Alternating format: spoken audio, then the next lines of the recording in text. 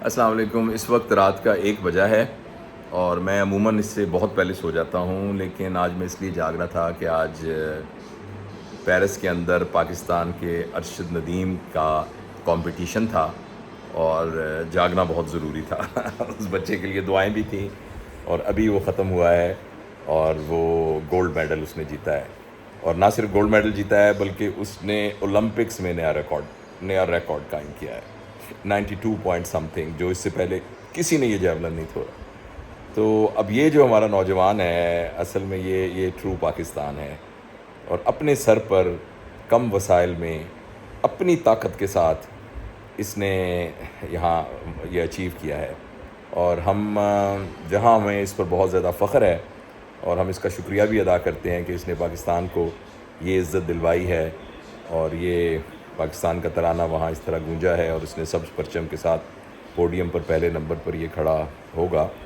تو وہاں یہ ہے کہ ہم یہ بھی گزارش کریں گے کہ جو ہمارے ذمہ داران ہیں کہ اس جیسے بہت سارے بچے جو ہیں وہ ان کو کیئر کی ضرورت ہے، ان کو ٹریننگ کی ضرورت ہے، ان کے فن کو اور ان کی صلاحیتوں کو نرچر کرنے کی ضرورت ہے. تو اس سلسلے میں بہت ساری کھیل ایسی ہیں، اور پاکستان کے اندر اولمپکس فیڈریشن ہے، پاکستان میں ہاکی فیڈریشن ہے، فٹ بال فیڈریشن ہے، مگر پاکستان کے باقی اور اداروں کی طرح اس کے اندر بھی سیاست، کھینچا تانی، پولرائزیشن، گروپس بننا، یہ ساری کی ساری تکلیف دہ باتیں موجود ہیں. میرٹ کے اوپر لوگوں کو سلیکٹ کر کے وہاں لایا جائے تو ایک نہیں ہزاروں ارشد ندیم جو ہیں وہ گلی محلوں میں اور کوچوں میں پھر رہے ہیں. بہرحال میں بہت خوش ہوں اس وقت، اور مجھ سے رہا نہیں گیا یہ رات کے 1 بجے کہ میں اپنی خوشی کا اظہار کروں اور میں شکریہ ادا کروں ارشد ندیم کا، اس کے لیے دعا بھی کروں، اور ساتھ میں یہ بھی کہوں کہ ہم سب کو اس بچے سے سیکھنا چاہیے کہ کس طریقے سے محنت کر کے پوری دنیا میں اپنا لوہا منایا جا سکتا ہے.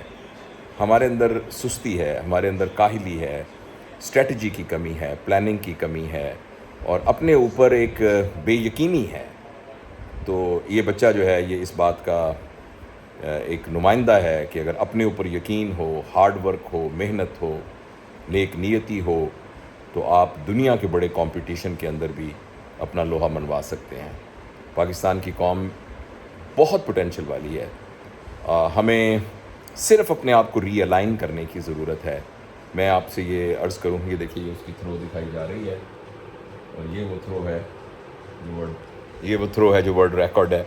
تو میں صرف یہ عرض کرنا چاہتا تھا کہ ہمیں اپنے آپ کو ری الائن کرنے کی ضرورت ہے، اور اگر ہم اپنے آپ کو ری الائن کر لیں اور ایک مایوسی کی فضا سے نکل آئیں کسی طریقے سے.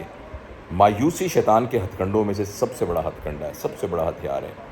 مایوسی کی فضا سے نکل آئیں تو بہت بہت شکریہ ارشد ندیم کہ تم نے ہمیں امید کی ایک کرن دکھائی، ایک روشنی دکھائی. بہت بہت شکریہ.